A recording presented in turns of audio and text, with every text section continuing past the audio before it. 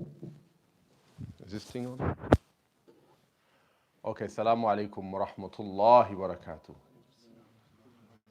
إن الحمد لله نحمده ونستعينه ونستغفره ونعوذ بالله من شرور أنفسنا ومن سيئات أعمالنا من يهدي الله فلا مضل له ومن يضلل فلا هادي له وأشهد أن لا إله إلا الله وحده لا شريك له وأشهد أن محمدا عبده ورسوله وصلى الله وسلم على نبينا محمد وعلى آله وصحبه وسلم تسليما حياكم الله وبارك فيكم.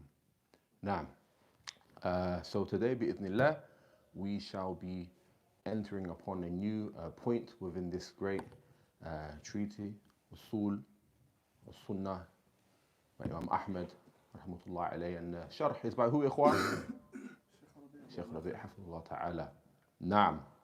So, alhamdulillah, today it won't necessarily be too much of a long lesson, but we'll run through these points, bi'idhnillah, and we'll take our time. Naam. What was the last thing we spoke about? Believing in the divine decree, the good and the bad. Ahsant, ya Rajul. Yeah, well done. Jazakallah khair. Okay, Bismillah. So today's topic, to start off, التسليم للنصوص النبوية والإيمان بها. التسليم للنصوص النبوية والإيمان بها. نعم. Submitting to the prophetic narrations and believing in it. Or believing in all of them, sorry. التسليم للنصوص النبوية والإيمان بها. Submitting to the prophetic narrations and believing in them. And all of them, not some. So he goes on to say, as it's found in the Nas, in the actual text, ومن لم يعرف تفسير الحديث ويبلغه عقله فقد قفي ذلك وأحكم له فعليه الإيمان به والتسليم له مثل الحديث الصادق المصدوق وما كان مثله في القدر وما كان مثله في القدر. نعم. So he goes on to say, and whosoever does not know the explanation of a particular hadith, whosoever does not know the explanation of a particular hadith, or whose intellect does not allow him to understand it, then it is sufficient for him to simply submit and believe. Because the matter has been accepted or perfected for him. The matter has been perfected for him. Such as the hadith of the truthful, the belief, Sadiq al-Masduq, describing the divine decree, and other prophetic narrations that will deal with the qadr. ومن لم يعرف تفسير الحديث يبلغه عقله فقد كفي ذلك وأحكم له. And whoever does not know the explanation of a particular hadith or whose intellect does not allow him to understand that, then it is sufficient for him to simply submit and believe. As Allah subhanahu wa ta'ala mentions in the Quran, لا يكلف الله نفسا إلا وسعها. لا يكلف الله نفسا إلا وسعها. Allah subhanahu wa ta'ala does not bear the soul more than it can bear. And he doesn't give a person something to do beyond his ability, beyond his scope. بعض النصوص قد تفهمها. So some of the nusus, the texts, the traditions we have, you may understand some of them. ولكن ما هي الحكمة والغاية منها? What is the wisdom and the goal behind that? وما هي نعم وما هو السر من ورائها? And what is the secret behind them? What is the secret behind them? فعليك بالإيمان والتصديق. So upon you is to believe and hold on to be truthful. لأن هذا مقتضى الإيمان, and this is from that which Iman requires or necessitates. والمقتضى التصديق آمنت بالغيب آمنت بأن محمد حق وأن القرآن حق وما جاء به محمد حق. And then he goes on to say, as you all know, it's a prerequisite, yeah? It's a requirement of faith, Imām, and of true faith, to hold them to be truthful.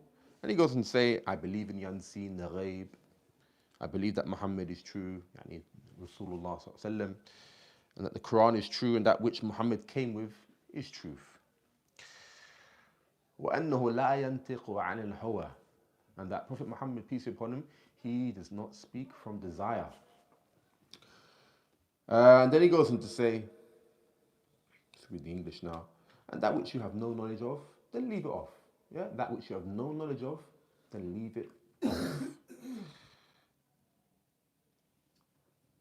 And leave it to the one who knows, for verily you have been sufficed. وَقَدْ كَفَاكَ. So that was that very point we just mentioned, how it's short. Yeah.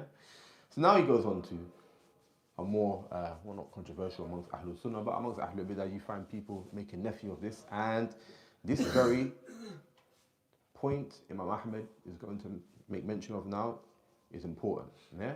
Al-Imanu bi ru'yatillah. Yeah. Al-Imanu bi ru'yatillah. Believing that Allah subhanahu wa ta'ala will be seen. Yeah? Believing that Allah subhanahu wa ta'ala will be seen. ومثل أحاديث الرؤيا كلها أي رؤية الله في الدار الآخرة. And such as the hadith that Allah subhanahu wa ta'ala will be seen, يعني in the hereafter. فعلى العبد أن يؤمن بأن الله يرى في الدار الآخرة يراه المؤمنون. So it's upon the slave of Allah subhanahu wa ta'ala to believe, yeah, it's upon the slave of Allah subhanahu wa ta'ala to believe, ikhwan, that he will be seen in the afterlife, في الدار الآخرة, and the believers will see him. Yeah.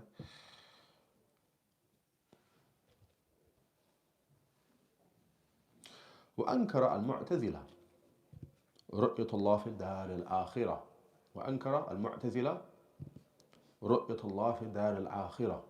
So the Mu'tazila negate that Allah subhanahu wa ta'ala will be seen in the hereafter. بناء على شبه باطلة. This is built upon any doubts that are just false. Yeah? رد عليهم أهل السنة بالحجج والبراهين من كتاب الله وسنة الرسول. So the people of Sunnah, they refute this claim of the Mu'tazila with proof and evidences from the Book of Allah and the Sunnah of the Messenger of Allah subhanahu wa ta'ala. Sorry, the Sunnah of the Messenger, sorry, peace be upon him. They don't use philosophy. Yeah? They stick to the nusus. And this is the highlight for today. Nusus, text. We give precedence to these things. وَمِمَّنْ رَدَّ عَلَيْهِمَ الْإِمَامِ Ibn Qayyim. And from those who have refuted them are Ibn Qayyim, rahmatullah alayh. رحمه الله احتج ابن القيم بسبع آيات من القرآن قد يستبعد الإنسان الاستدلال بها. So, from the scholars who refuted the Mu'tazila, the likes of Ibn Qayyim, and he has deduced 7 verses from the Book of Allah as proof for this. A person may not realize how some of the verses can be used as proof, but nevertheless, that's a book for maybe another day, inshallah. ولكن إذا تأملها يجد أنه على الصواب في الاستدلال بها رحمه الله. منها قول الله تبارك وتعالى. So if a person ponders, they will find that he was correct in this. Yani his deduction of this particular belief from the Book of Allah subhanahu wa ta'ala. Yani using verses as sound proof, indicating that the believers will see Allah in the hereafter.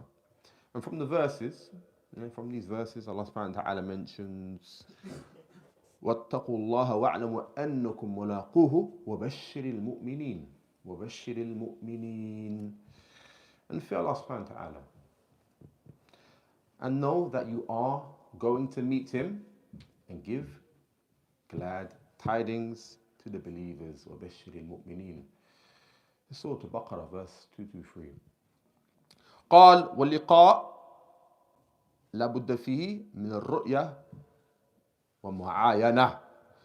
So Ibn Qayyim, he said, while explaining the verse, that the actual meeting does not take place except if both parties see one another. هذا ما تقتضيه لغة العرب. واحتج أيضا قال إن الآيات التي يتعلق بها الذين ينكرون رؤية الله مثل قول الله تبارك وتعالى. So he goes on to say,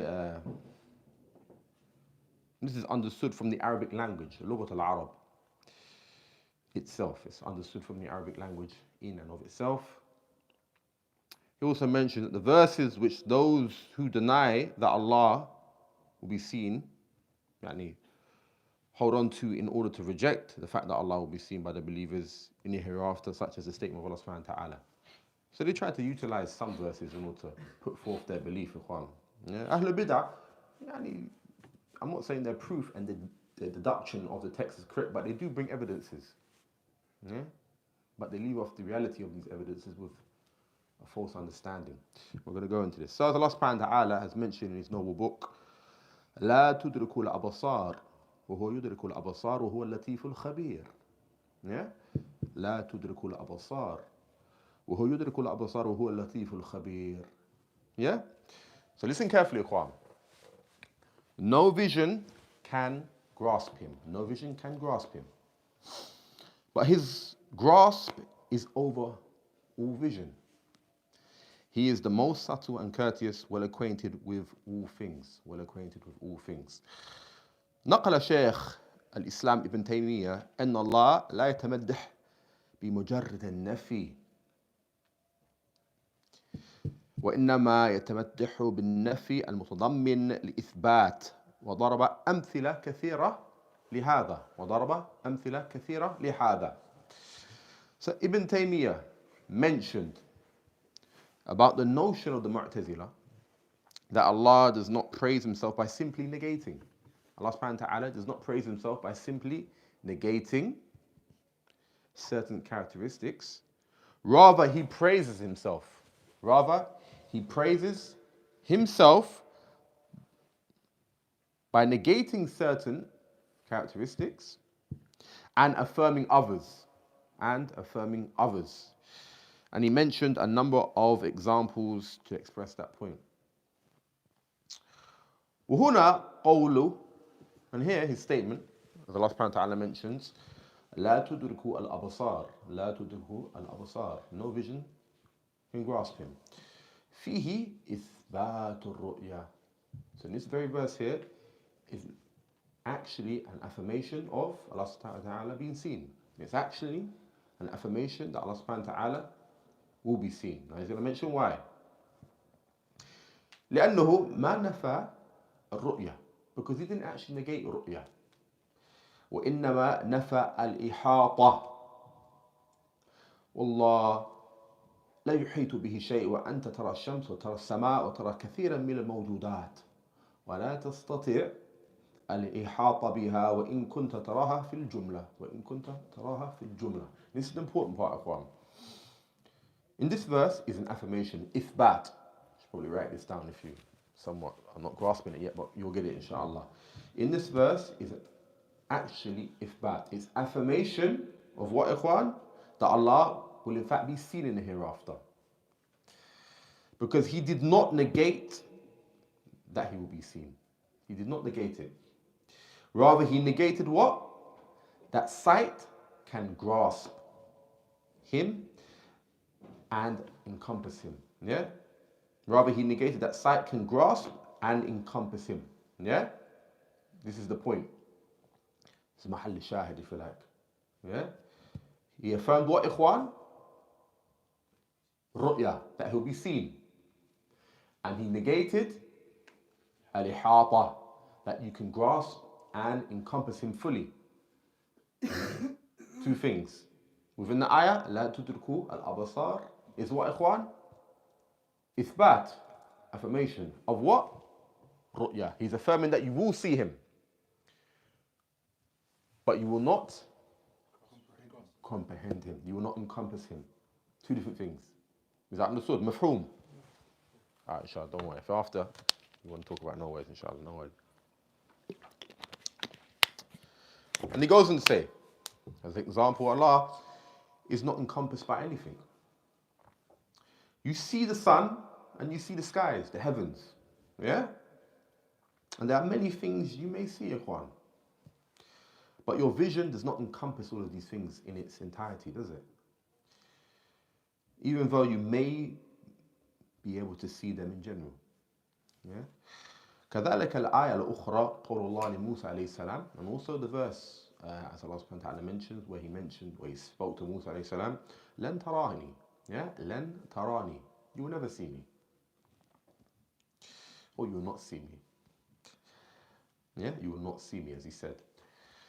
طلب موسى من ربه أن يراه ولو كان هذا الأمر محرما أو مستحيلا. ما سأل موسى هذا قال لن تراني. ما قال لا تراني لن تراني يعني الآن, يعني الآن. So Musa sought from his Lord, he requested from his Lord that he may see him, as you all probably know in the story in the Quran. If this was something that was impermissible, yeah, if this was something impermissible, Juan, or impossible, Musa would not have asked for such a thing. So Allah subhanahu wa ta'ala said to him, you will not see me. Meaning at this current time. Yani if you're waqt al-hadir, in this current point in time, you will not see me. And he did not say, you cannot possibly see me. Yani he didn't negate it in its entirety. He just said, for this point in time, yani in this life, you can't see me. As Abdul Rahman al-Sa'di mentioned in his tafsir, فإنه لو أراد نفي الرؤية لقال لا تراه الأبصار ولا تراه الأبصار ونحو ذلك، فعلم أنه ليس في الآية حجة لمذهب المعطلة الذين ينفون رؤية ربهم في الآخرة، بل فيها ما يدل على نقيض قولهم. So this tafsir, Abdul Rahman al-Sa'di has mentioned something very, very important. For verily, if he wanted to negate something, yani seeing him, he would have said, لا تراه الأبصار. Yani vision will not grasp him, or it will not be seen. So it's known that the verse, that it's not a proof for the one who adopted the school of thought of the Mu'attila. The Mu'attila are those that remove Allah subhanahu wa ta'ala's yani attributes and say Allah subhanahu wa ta'ala is not this and not that. They just negate from Allah subhanahu wa ta'ala. Your Lord is not like this, he is not like this, he is not like that. They just negate. We'll go into the Mu'attila maybe in another series. But basically, these people, they have a madhab, and they're those who reject seeing their Lord in the afterlife. And for verily, what is in this verse is it's a fact in opposition to their statement. So what's in this verse is in opposition to their statement. Yeah, the Mu'attila, generally speaking, yeah, the Mu'attila,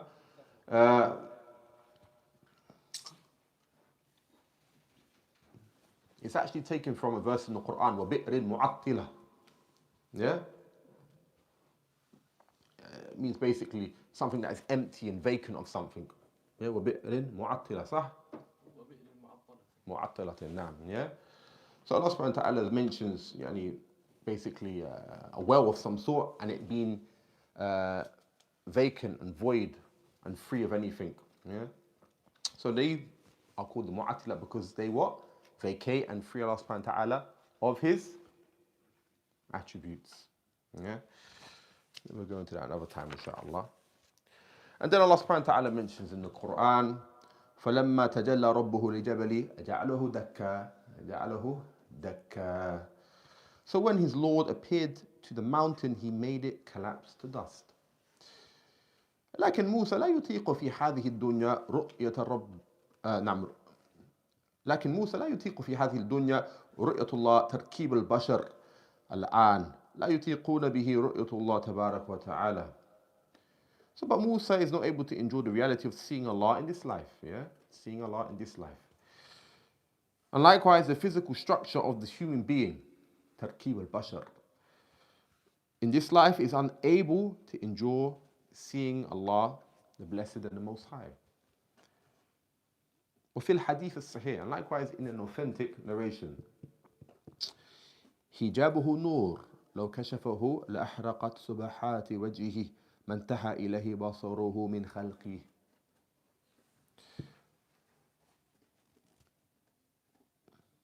So he goes on to say, the hadith, his, يعني Allah subhanahu wa ta'ala's veil, hijabuhu, is light. If he withdraws it, يعني the veil, the splendor of his face would consume his creation, so far as his sight reaches. This hadith is in Muslim, Kitab al-Iman. فالتكوين البشري الآن ما يتحملون رؤية الله تبارك وتعالى. فإذا كان الجبل يندك ليتجلى الله عز وجل فكيف يطيق الإنسان رؤيته؟ لكن الله سبحانه وتعالى إذا بعث عباده وأدخلهم الجنة وكذا وكذا، يعني يدخلهم بهيئة وتركيبا. نعم. So he goes on to say the physical makeup of a human being makes it impossible to withstand seeing Allah in this life. You need to bear seeing Allah subhanahu wa ta'ala in this life. If the mountains turn to dust from the majestic appearance of Allah subhanahu wa ta'ala, how can a human possibly enjoy seeing Allah subhanahu wa ta'ala? But when Allah, the glorious and majestic, resurrects his slaves and enters them into paradise, Allah make us from them, they enter with a physical composition that is prepared to see Allah subhanahu wa ta'ala. Yeah. ومن الآيات, so from the verse of Allah subhanahu wa ta'ala, للذين أحسنوا الحسنى والزيادة للذين أحسنوا الحسنى والزيادة. So from the verses are, يعني as a proof, is a statement of Allah subhanahu wa ta'ala, for those who have done good is the best and even more. يعني for those who have done good is the best and even more. والزيادة يعني فسرها الرسول الكريم بالرؤية. So the Prophet, peace upon him, has explained that this is the ru'ya, vision. كما في حديث صحيب في صحيح مسلم وفسرها عدد من الصحابة بالرؤية، يعني هذه زيادة الحسنى الجنة. الحسنى الجنة والزيادة هي رؤية الله تبارك وتعالى، وهي أفضل من الجنة وهي أفضل من الجنة. نعم. So the noble Prophet Muhammad clarified the meaning of the statement of Allah subhanahu wa ta'ala, and even more, saying that it refers to seeing Allah. And that refers to seeing Allah in the hereafter, for Dar al-Akhirah, as it comes in the hadith narrated by Suhaib, found in Sahih Muslim.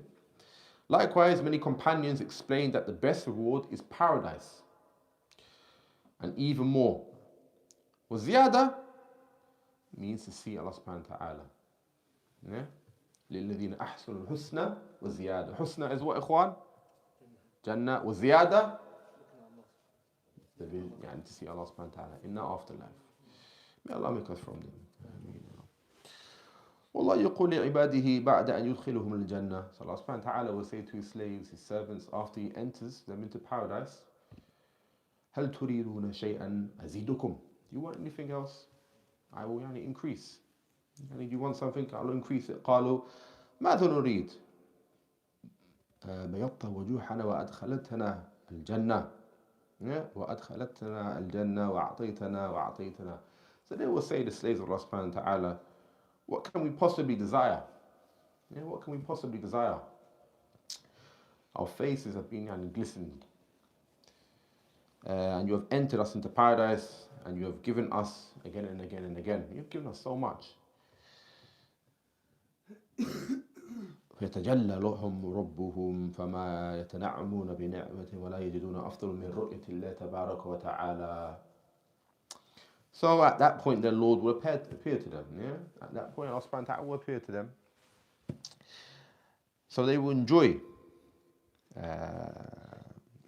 and find the blessings of obviously seeing Allah subhanahu wa ta'ala, the Most High. والأحاديث كما قلنا بلغت 30 في إثبات رؤية الله. So in regards to the vision of Allah subhanahu wa ta'ala, not the vision, sorry, seeing Allah subhanahu wa ta'ala, yeah? About this particular topic, narrations have reached to about 30, confirming that the believers will see Allah in the hereafter. منها حديث جرير وحديث أبو هريرة. And from them the hadith of Hurraira and likewise the hadith of Abu Hurraira. نعم. As is mentioned, ترون ربكم عيانا كما ترون الشمس ليس دونها سحاب وكما ترون القمر ليلة البدر ليس دونها ودونه سحاب. ترون ربكم عيانا كما ترون الشمس ليس دونها سحاب وكما ترون القمر ليلة البدر ليس دونه سحاب. So you will see your Lord on the day of resurrection. You will see your Lord on the day of resurrection. As you see this full moon, and you will have no difficulty in seeing him. هذا فيما يتعلق بالرؤية. And this is what has been connected in regards to the ru'ya, seeing Allah subhanahu wa ta'ala. There are various narrations by Bukhari and Muslim as well, and this is what pertains to seeing Allah. وإن بدت عن الأسماء استوحش منها المستمع يعني أسماء أهل الباطل أما أهل الحق فيتلقونها بصدور رحبة. So even if they do not somewhat find it difficult to fully fathom, even if they find it difficult to fully fathom, or it may sound repugnant to their ears, meaning the ears of the people of falsehood. As for the people of truth, they accept these narrations with a welcoming chest, بصدور رحبة. وإنما عليه الإيمان بها لما ظهرت الفتنة وانكار رؤية الله وهناك أناس يشوشونه. قال مثل هذا الكلام هل أحدكم يشوش من حديث أبو هريرة أو الآية الرؤيا. So he goes on to say, when the trials appeared and the people began to deny that Allah will be seen in the hereafter. So it happened, some people denied it. Even till now, people began to stir up confusion, hira, mentioning that these narrations were repugnant. Does any of you become confused from the hadith of Abu Hurraira? About seeing Allah subhanahu wa ta'ala, or the verses, let alone that. None of you become confused and none of you are disturbed by the prophetic narrations. But the people of falsehood are disturbed. Therefore, they are the ones who mention this type of speech.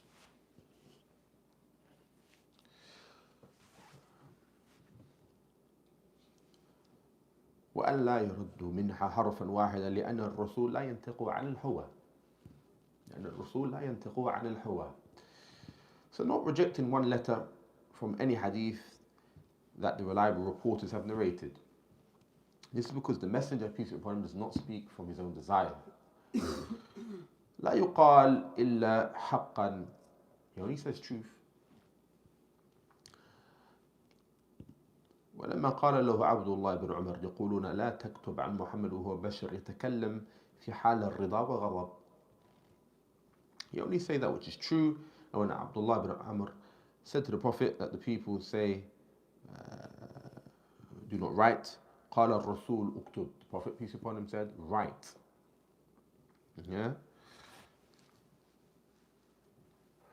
والذي نفسي بيده لا يخرج إلا حق. So by the one in whose hand is my soul, that which comes out of it is pure truth. وما ينطق عن الهوى إن هو إلا وحي يوحى. And that which the Prophet speaks is complete not to truth. He doesn't speak from desires. Yeah, وَمَا يَنْتَقُ عَنِ الْهَوَى. He does not speak from desires. إِنْ هُوَ وَحْيٌ يُوحَى. But it is revelation from Allah subhanahu wa ta'ala. And it's inspiration from his Lord. And as Abdurrahman al-Sa'di mentioned his tafsir, أي ليس نطقه صادرا عن هوى نفسه. So that which he utters, the Prophet ﷺ, none of this occurs by way of desire. Yeah? None of this occurs by way of desire. لا يتبع إلا ما أوحى الله إليه من الهدى والتقوى في نفسه. So, he doesn't follow except that which Allah subhanahu wa ta'ala has inspired him with. من الهدى, from guidance, والتقوى, and piety. في نفسه, from his own self, وفي غيره. ودل هذا على أن السنة وحي من الله لرسوله. And this is alluding to the fact that the Sunnah is revelation from Allah subhanahu wa ta'ala. Yeah? It alludes to the fact that the Sunnah is revelation from Allah subhanahu wa ta'ala. That which the Prophet speaks with. وأنزل الله عليك الكتاب والحكمة. Yeah? وأنزل الله عليك الكتاب والحكمة. So Allah subhanahu wa ta'ala sent down upon you, what ikhwan? The book and the hikmah, which is the Sunnah. And the Prophet ﷺ, as you all know, he doesn't make mistakes in the propagation of the wahi. Yeah, he doesn't make mistakes in wahi. Naam. And that's the end of that. We'll go into one more, inshallah, yeah? We've got a bit of time. How long we got? How long we done? Come sit down.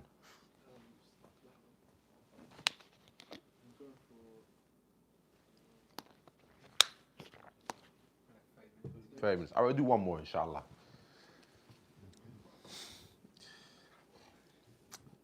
SubhanAllah. Okay.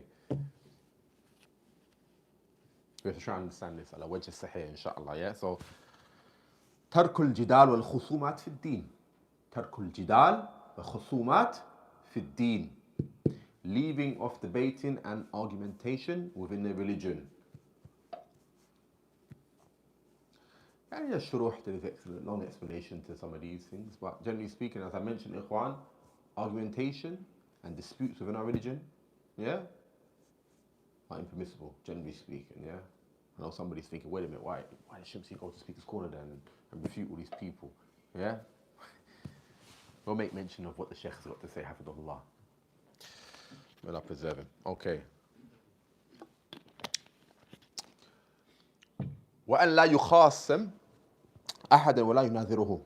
نعم. وأن لا يخاصم أحدا ولا يناظره ولا يتعلم الجدال. فإن الكلام في القدر والرؤية والقرآن وغيرها من السنن المكروهة. So he goes on to say, from the foundations of the Sunnah is to not debate or argue with anyone. Not to debate or argue with anyone. And to not learn argumentation. Because indeed disputing about qadr, seeing Allah subhanahu wa ta'ala, the Quran, and other than that from the aspects of the creed, the i'tiqad, is disliked and prohibited, makruh. نعم. ومنهي نعم. لا يكون صاحبه وإن أصاب بكلامه السنة من أهل السنة حتى يدع الجدال ويسلم ويؤمن بالآثار. ويؤمن بالآثار. So he goes on to say, and anyone who takes on such behavior, even if he is right in his argumentation, is not from the people of Sunnah until he leaves off debating and submits to the narrations and he believes in them. It's not a refutation of Shamsuddin. I'm just going to read it how it is. وينصح بترك الجدال. So Imam Ahmad is advising with leaving off debates. فإن الكلام في القدر والرؤية والقرآن وغيرها من السنن مكروه ومنهي عنه. Indeed, disputing about the divine decree, qadr, seeing Allah, the Quran, and other than that, it's from the aspects of creed, it's hated and prohibited. many narrations have come prohibiting argumentation. Yeah? ورد أحاديث النهي عن الجدال والخصومات والرسول خرج وأناس يتظاهرون في القدر فغضب حتى كأنما تفقع في وجهه حب الرمان. I think that is, sorry, that's correct, incorrect reading. So he goes on to say, the messenger came out one day and the people were disputing about the qadr. So he became very angry as if he was like a pomegranate. Yeah, as if he was like a pomegranate and was glaring in his face. I think it means that he was fairly red in his anger. Yeah.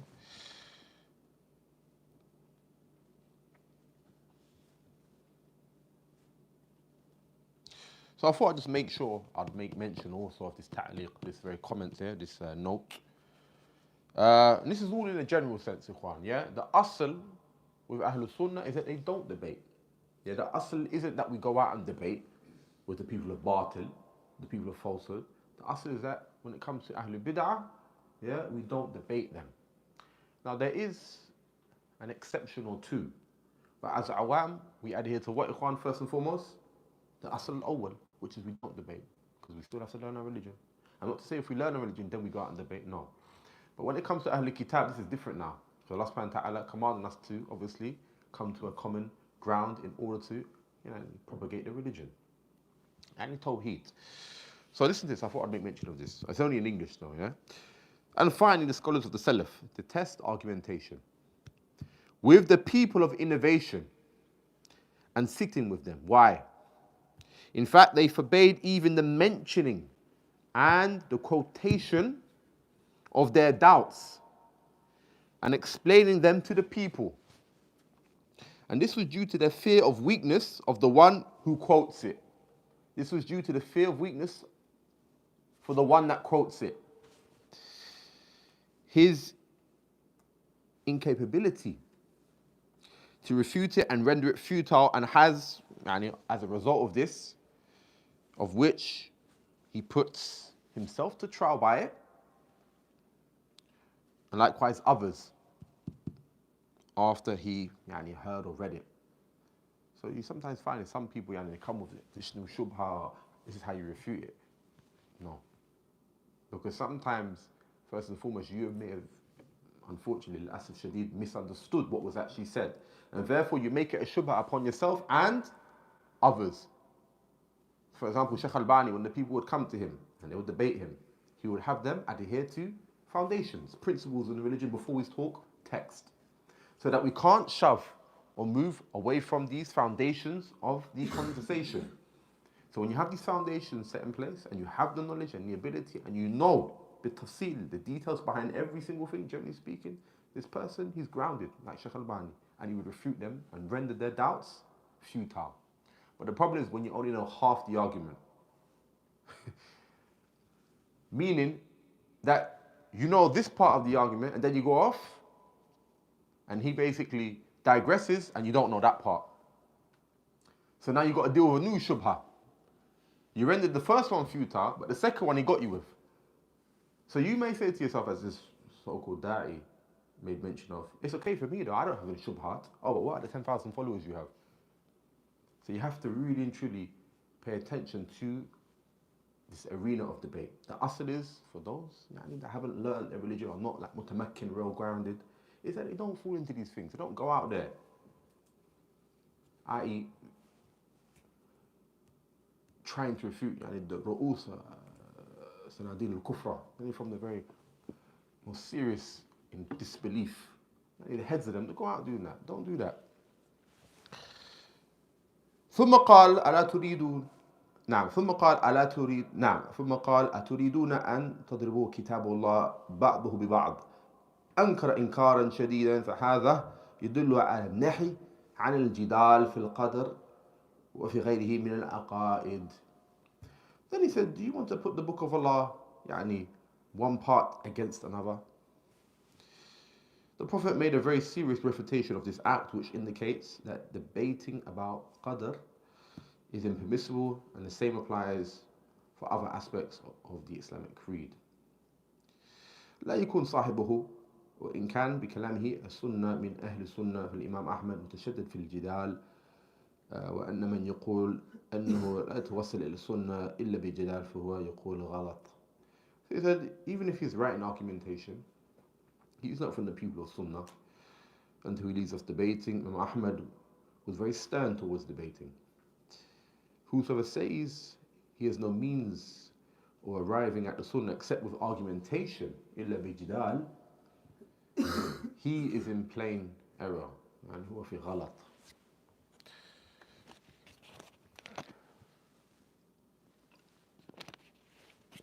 وعلى هذا نعم وعلى كل حال هذا الكلام لا يؤخذ على إطلاقه. So upon this very speech isn't taken in an absolute sense. Yeah? فإن الله قد أباح لنا الجدال بالتي هي أحسن. بالتي هي أحسن. نعم. Because Allah subhanahu wa ta'ala has made it permissible. Yeah, Allah subhanahu wa ta'ala has made it permissible for us to debate in a way that which is best. بالتي هي أحسن. فإذا استوفى الجدال شروطه وكان الجادل يريد الحق لا يريد المباهة والمكابرة والمعاندة. لا يريد المباهنة. What's that? What have you got in the book? I can't read my one, sorry. لا يريد المباهنة. والمكابرة والمعاندة. What was the one before that? ولا يريد المباهنة. The one before that. لا يريد المباهة. نعم لا يريد المباهة والمكابرة والمعاندة. Sorry, I don't want to get that wrong. Yeah. So if all the conditions are present and the one engaging in argumentation wants the truth, يريد الحق, and it's not to defeat you and this person is not stubborn, فأنت بين له بالتي هي أحسن. فأنت بين له بالتي هي أحسن. So it's upon you to make clear, clarify that which is best and that which is correct. أما إذا كان يميل إلى الغضب والصراع والتعالي فاتركه. Then you should clarify things to him in the best of manners. بالتي هي أحسن. But if he leans towards anger, if he leans towards anger, مائل, when it becomes like a situation and he's arrogant, you should leave him alone. So if he comes with like عدم الإخلاص, he becomes, a bit arrogant and insincere. Not to say you should go around judging people's sincerity, but if someone starts saying, that's true, but nah, that sort of tasarruf there, that sort of behavior, then this individual, he's stuck upon what he's stuck. He's stuck upon what he's upon. May Allah guide us in him. كان الشيخ ابن باز رحمه الله يأتي بعض الخوارج يناظرهم ما يناظرهم يأتي بعض الرافض ويجادلهم. So goes Sheikh ibn Baz rahmatullah alayh. He would sometimes engage in debate with the people of deviancy, such as the Khawarij, and he would argue with them, and likewise this was the case. He would call them to the truth because he was an alim. He was an alim, he was a scholar, Allah be pleased with him. And like he would do this to the Shia, he would do this to the Shia, I would debate them, and he called them to the truth. But this is the likes of Sheikh bin Baz, the likes of the ulama are something else. Just because you've been practicing, 6 years and a couple of YouTube videos now, doesn't mean you're ready for this level now.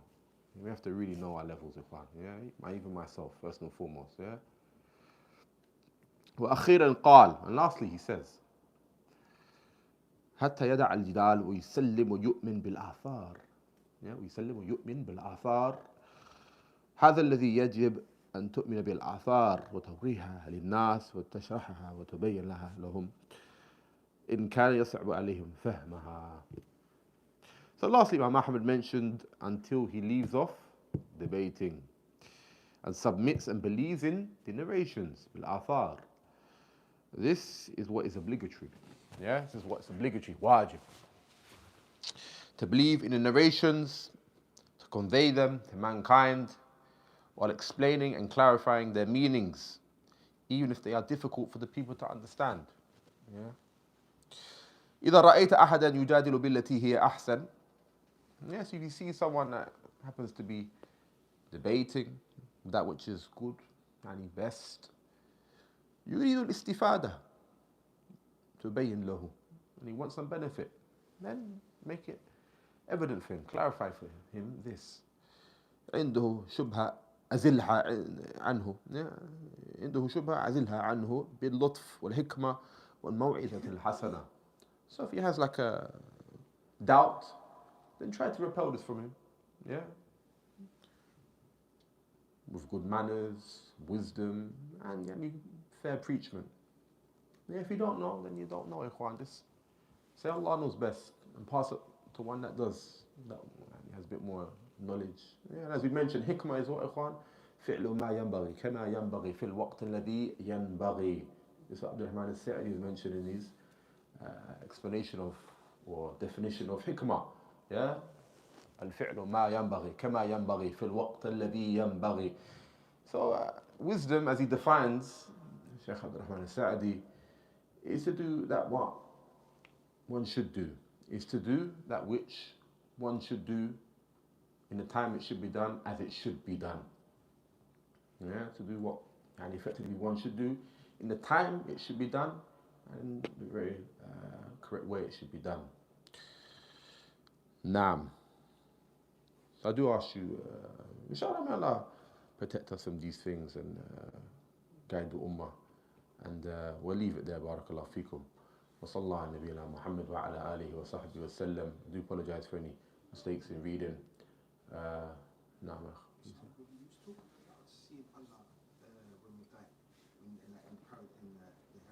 Yeah, inshallah. Can you explain that? Can you clarify what do we see him like as a person? Like Mustafa, obviously Allah's not a person, but do we see like because people say you see as a light, a screen, or do we see beyond that screen? Can you just clarify for people? You see Allah, akhi. I don't understand myself, please. Alright, we'll cut it, inshallah. Yeah, we'll advise the brother. Yeah, so we'll finish up there, inshallah.